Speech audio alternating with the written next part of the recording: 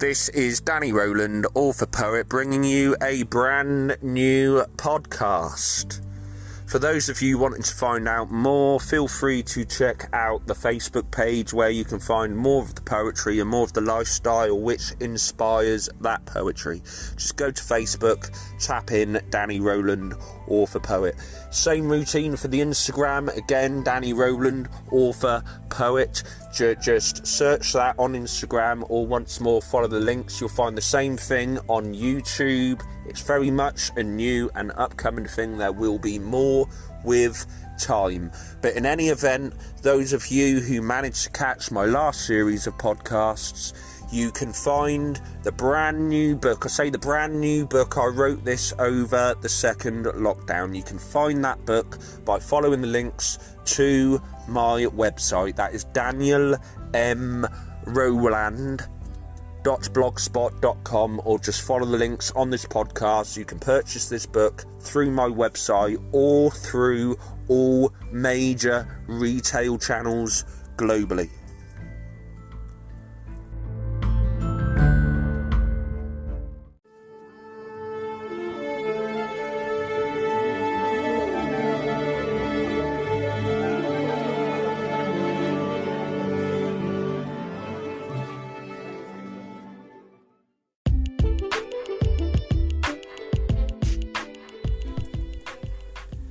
So where is this new series of podcasts taking us?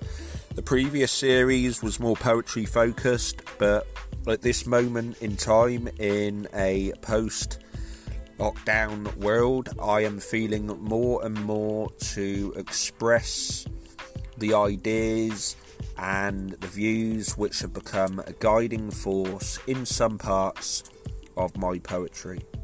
For those of you old enough to remember, you will remember a time when the world was a lot more innocent, when people paid for things in cash, when people communicated in person, face to face. For other people out there, you will have known no other world. My role in this series of podcasts is to shed some light on things and to guide you ever so gracefully, with no small amount of truth, into the brave new world that awaits us.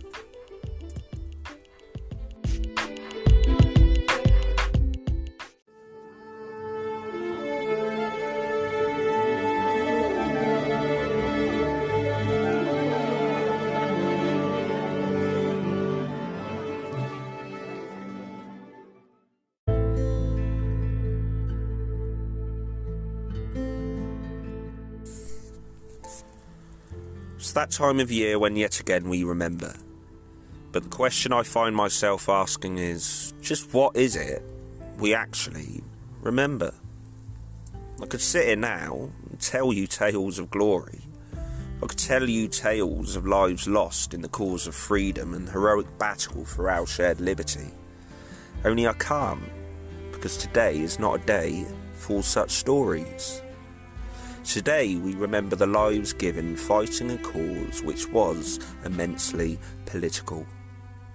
Propaganda and drum banging will remember this war fondly, but the tale of my grandfather and great-grandfather before him is one which is not to be remembered with such glory. Strictly speaking, it's 1918 and the end of World War I that we mark at this time of year. But as the guns fell silent on the 11th hour, the 11th day of the 11th month, a new war was set in motion at Versailles. My grandfather, William Rowland, who is himself a poet, was a small boy. His father, or my great-grandfather, Edgar Rowland Jr., was a labourer who, upon the outbreak of war in 1939, went to fight with the Royal Horse Artillery. Coincidentally, he'd also lost his father at the Somme, one of the many to die tragically. But this isn't what we're talking about today. Initially, Edgar Jr. went to fight in France, but finding himself being stranded at Dunkirk and evacuated back to England, he was then sent to North Africa, where he was to see action at El Alamein before taking part in Operation Torch and the Allied invasion of mainland Italy. Back home, my grandfather was living where his father had been forced to leave him, in a 2-room apartment in John Street in Swindon. There are many ways to explain the next part, but like me, my grandfather is a poet, so I'll let his verse tell the story.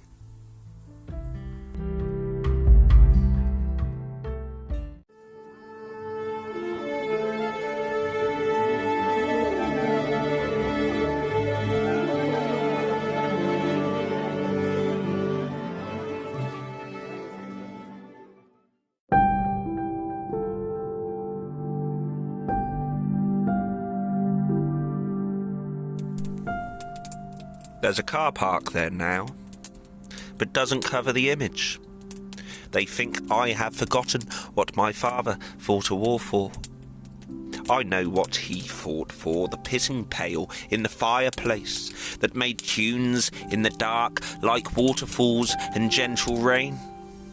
I never liked the yard loo, and it wasn't the fear of bombs, but fear of centipedes waiting for me to bear my bum. He fought for freedom too, and my mother took her freedom and went off to London, leaving us with the pissing pail. He fought to give us bread, not meat or fish, but crusts of bread, and heard a preacher say, man cannot live on bread alone. He fought for the aged, like my grandma in the large bed that filled the living room, in the back room the pissing pail. Bombs never fell on us, what harm could they do anyway? Kill the bugs on the wall, or blow up the green pissing pail? Then they took us away, along with our scabies and lice, left my father to fight their war, to come back to an empty pail.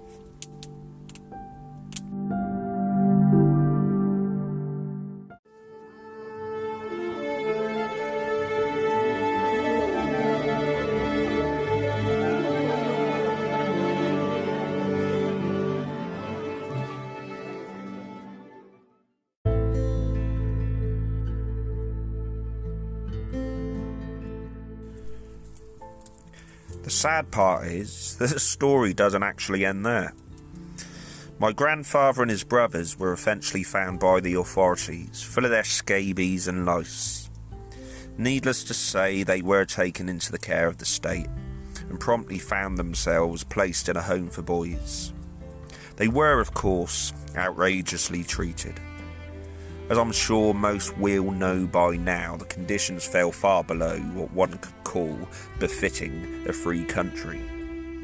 These homes were, after all, run by men from the First World War who we would now recognise as suffering from post-traumatic stress disorder.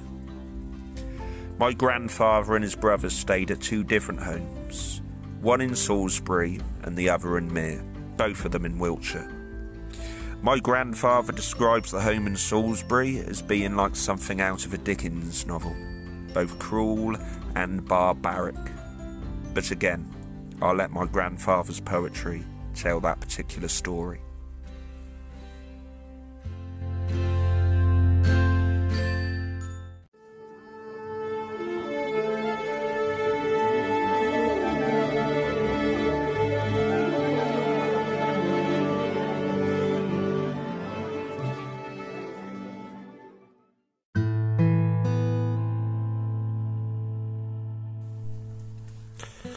There's a roundabout now, where the great house stood, with its manicured lawns and a small private wood. There were leafy lanes and sweeping downs, a place called home that's run by clowns.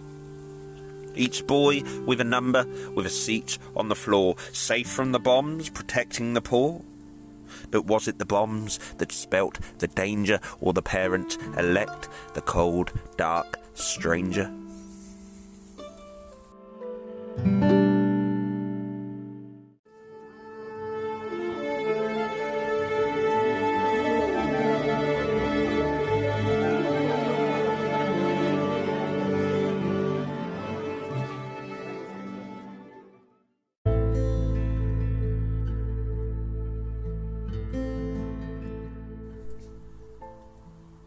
Of course, the war did actually eventually end, and my great-grandfather did come home, with nothing but an empty pissing pail to greet him.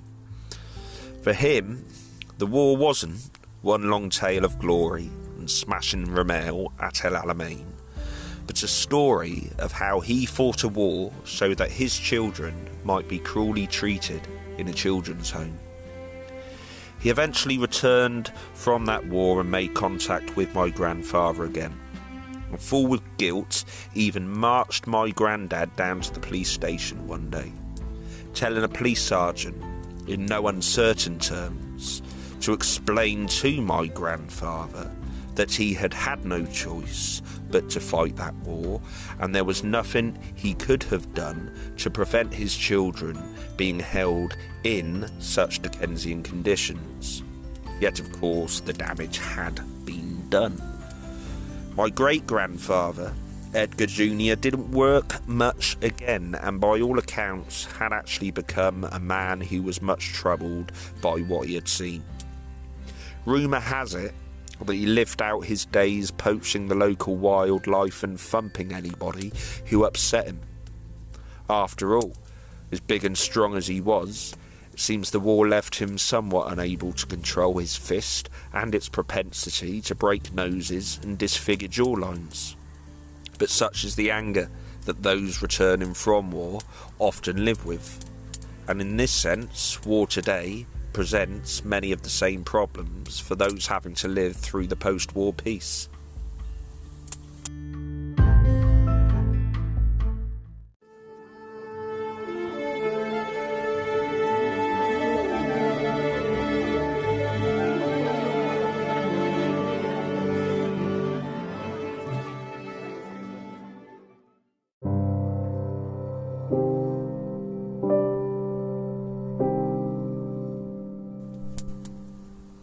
There was no hero's welcome, no family waiting there, just rooms that now were empty and dreams in a vacant chair. He celebrated victory, made his world a better place, all paid by sacrifices and a future yet to face. The politicians' promise of a future to be proud, but not for dead or dying, or a truth that's not allowed.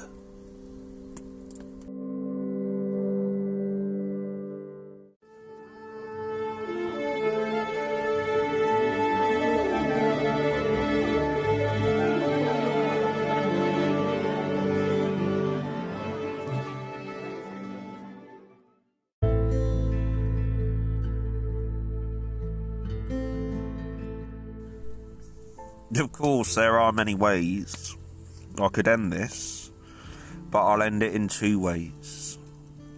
Firstly, it's by saying that war is a ghastly business, as well as a horrific waste of life and sanity.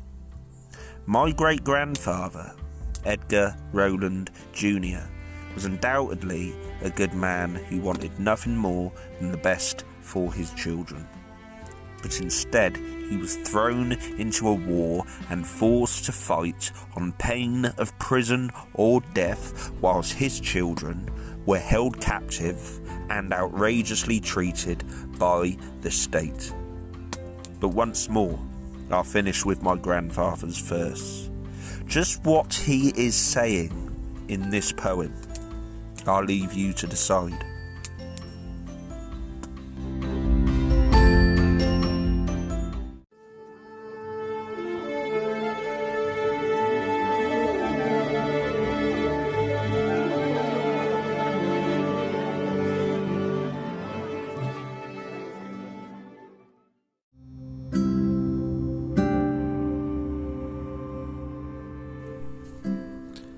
I remember the little Burnham tree, a little over the age of 3, and joining the other small boys watching the fat man making toys. Sounds of bombs in the distance falling, the long wait of a mother's calling. The only thing that shed the tears as war for us held no such fears. Just the dreadful years that passed us by, and where the spirit would often die. The red brick building still standing there, full of all the ghosts that we still share. Now it's used by the powers that be, blind to its cruel and past history.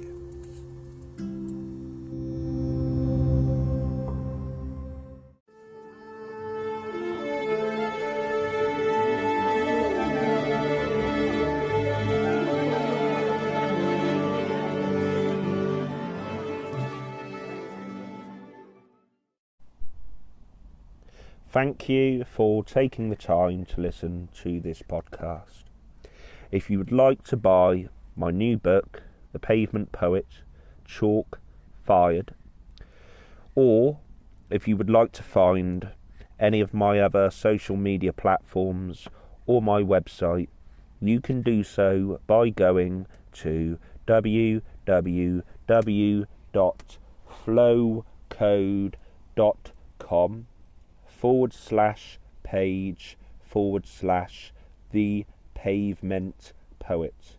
I repeat, www.flowcode.com /page/The Pavement Poet. Stay blessed, people.